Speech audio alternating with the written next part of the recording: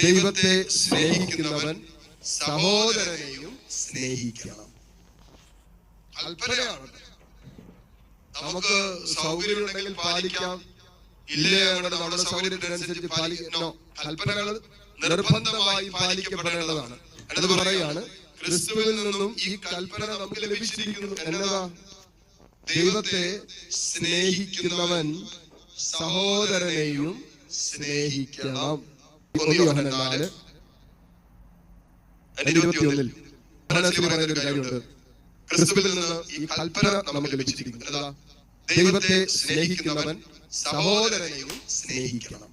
നമ്മുടെ സൗകര്യത്തിനനുസരിച്ച് പാലിക്കണോ? കൽപ്പനകൾ നിർബന്ധമായി പാലിക്കപ്പെടേണ്ടതാണ്. അത് പറയാണ്, ക്രിസ്തുവിൽ നിന്നും ഈ കൽപ്പന നമുക്ക് ലഭിച്ചിരിക്കുന്നു. എന്നതാ? ദൈവത്തെ സ്നേഹിക്കുന്നവൻ സഹോദരനെയും സ്നേഹിക്കണം. സ്നേഹിക്കുന്നു എന്ന് പറയുകയും സഹോദരനെ സ്നേഹിക്കാതിരിക്കുകയും ചെയ്യുന്നെങ്കിൽ അതിനെ കൂട്ടിച്ചേർക്കുന്നു, അവൻ കള്ളം പറയുന്നു. 4:20 കാരണം കാണപ്പെടുന്ന സഹോദരനെ സ്നേഹിക്കാത്തവന് കാണപ്പെടാത്ത ദൈവത്തെ സ്നേഹിക്കാൻ സാധിക്കുകയില്ല. അത് ദൈവസ്നേഹമാണ്. എന്തുകൊണ്ടാണ് നാം അവരായിരിക്കുന്ന അവസ്ഥയിൽ അംഗീകരിക്കാനും സ്നേഹിക്കാനും ഒരൽപ്പം കൂടി ഒരു മൈൽ കൂടി മുന്നോട്ട് പോയിട്ട് അവരെ ചേർത്ത് പിടിക്കാനും നമ്മൾ തയ്യാറാകേണ്ടതുണ്ട് എന്ന് പറയുന്നതിന്റെ അർത്ഥം എന്താണെന്നറിയാമോ? പിതാവായ ദൈവം നമ്മെ കുറവുകളോടുകൂടി സ്നേഹിച്ചു. നമ്മുടെ കൂടെയുള്ളവരെ അതേ കുറവുകളോടും ബലഹീനതകളോടുകൂടി സ്നേഹിക്കാൻ പറ്റുന്ന ഒരു ഹൃദയം എനിക്കും നിങ്ങൾക്കും വേണം.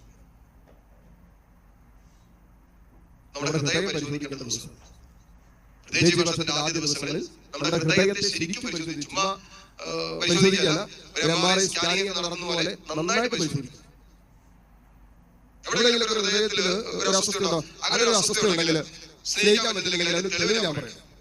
നമ്മൾ നിരന്തരം ആ വ്യക്തിയെ കുറിച്ച് എപ്പോഴും കുറ്റം പറഞ്ഞുകൊണ്ടിരിക്കും.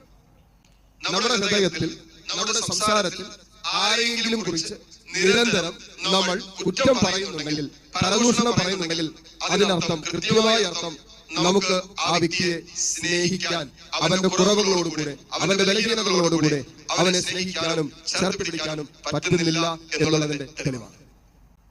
നമ്മളാരും പുരാന്മാരൊന്നുമല്ലല്ലോ. നമുക്ക് വീഴ്ചകൾ പറ്റിയില്ലേ? നമ്മൾ ഇടറിപ്പോയിട്ടില്ലേ? നമ്മളിൽ പാപത്തിന്റെ സ്വാധീനമില്ലേ? നമുക്ക് കുറവില്ലേ? നമ്മളിൽ ഇന്നുവരെ നന്മയുടെ കുറവുണ്ട്. നമ്മുടെ സ്വഭാവം എത്രയോ മോശമാണ്. എന്നിട്ട് ദൈവം നമ്മളെ ചേർത്ത് പിടിക്കുന്നെങ്കിൽ എന്തുകൊണ്ട് നമ്മുടെ സഹോദരനെ അവന്റെ കുറവുകളോടും അവന്റെ വീഴ്ചകളോടും അവന്റെ സ്വഭാവത്തിന്റെ വൈകല്യങ്ങളോടും ഒക്കെ നമുക്ക് ചേർത്ത് പിടിക്കാൻ പറ്റില്ല?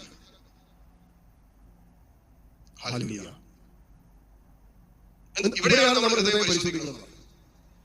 യോഹന്നാന്റെ 4:7 കൂട്ടിച്ചേർക്കുന്ന ഒരു കാര്യമാണ്, പ്രിയപ്പെട്ടവരെ, നമുക്ക് പരസ്പരം സ്നേഹിക്കാം. എന്തെന്നാൽ സ്നേഹം ദൈവത്തിൽ നിന്നുള്ളതാണ്.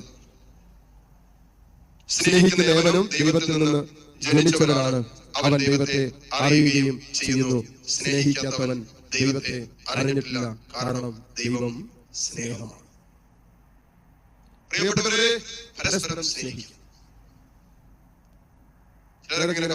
സംസാരിക്കുന്നതായിരിക്കും, എന്തിനാണ് കഷ്ടപ്പെട്ട് ജീവിക്കുന്നത്?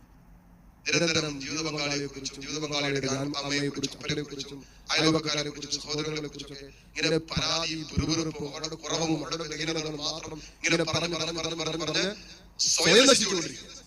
അത്രമാത്രം തിന്മ അവർ നടന്നുകൊണ്ടിരിക്കുക. ആ തിന്മ നിറഞ്ഞ ഒരു സ്വഭാവത്തിന്റെ വൈകല്യത്തിന്റെ നടുവിലും ആ പറയുന്ന വ്യക്തിയെ കർത്താവ് സ്നേഹിക്കുന്നുണ്ട്, ദൈവം സ്നേഹിക്കുന്നുണ്ട്. ഹല്ലേലൂയ. എന്നിട്ട് എന്തുകൊണ്ട് എനിക്ക് നിങ്ങൾക്കും നമ്മുടെ അത്രയും പോലും കുറവുകളില്ലാത്ത അവരുടെ ബലഹീനതകളെ അംഗീകരിക്കാനും സ്നേഹിക്കാനും പറ്റുന്നില്ല? നമ്മുടെ ഹൃദയം അല്പം കൂടി ഇങ്ങനെ തുറന്നു വയ്ക്കേണ്ടതുണ്ടെന്ന് പറയാം.